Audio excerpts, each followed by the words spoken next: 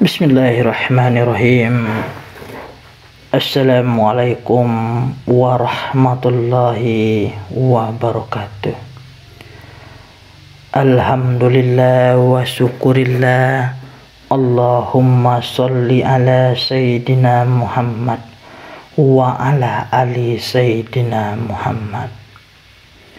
Semoga saudaraku semua selalu dalam keadaan sehat walafiat, dikucurkan rezeki sederas-derasnya, penuh barokah, rahmat dan ridho Allah Subhanahu wa ta'ala. Amin amin Allahumma amin ya Allah ya Rabbal alamin. Dan semoga segala ijazahan yang telah saya ijazahkan di channelnya benar-benar semakin bermanfaat, semakin punya nilai guna dan tertitip kekuatan yang sangat luar biasa buat saudaraku semua. Amin amin Allahumma amin ya Allah ya Rabbal alamin. Baiklah saudaraku semua, dalam kesempatan ini saya akan ijazahkan sebuah keilmuan yang sangat berfungsi untuk penyembuhan dari berbagai penyakit medis dan non medis.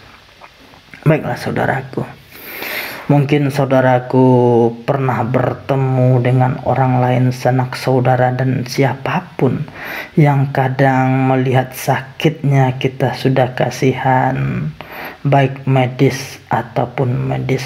Maka dari itu lakukanlah pengobatan dengan cara sebagai berikut. Silakan qabil tu di batinnya seikhlas mungkin, dan tulis qabil tu di kolom komennya sebagai ijab qabul ijazahan akan keilmuannya. Dan silakan dibagikan hingga ilmu ini benar-benar bermanfaat bagi siapapun yang membutuhkan, dan semoga Allah membalas segala kebaikan saudaraku semua. Amin amin Allahumma amin ya Allah ya Rabbal alamin. Baiklah saudaraku, adapun tata caranya, apapun sakit yang kita derita atau orang lain derita, itu tak lebih karena kotornya jasad kita, kotornya lahir dan batin kita, maka sakit itu melekat pada diri kita. Dan untuk membuang kotor itu, untuk membersihkan dari segala kotor itu, maka lakukan sebagai berikut. Ketika saudaraku lagi buang air besar atau BAB, ya, pertama tentu baca doa kepada Allah untuk masuk tempat BAB-nya, WC atau sejenisnya. Sesudahnya pas mau melakukan buang air besarnya, berniatlah di dalam hati, ya Allah ya Rahman, ya Allah ya Rahim, ya Allah ya Tuhanku, angkatlah segala sakitku, baik lahir maupun batin.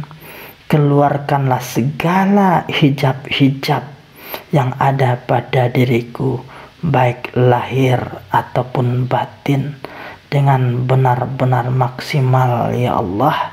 Sesudahnya sambil BAB-nya baca surah Alam Nasroh di hatinya hingga akhir Alam Nasroh, dibaca hingga selesai. Dengan melakukan cara ini, maka sakit yang lagi diderita oleh seseorang, baik pasiennya atau siapapun yang membutuhkan akan keilmuan ini, maka penyakit tadi akan cepat sembuhnya secara ajaib. Dan kalau ada pertanyaan, apakah boleh kita berzikir dalam WC atau membaca-baca ayat-ayat Allah di dalam WC? Itu boleh. Dan kalau ada yang melarang, berarti dia belum mengerti akan adanya Allah. Karena Allah ada di mana-mana.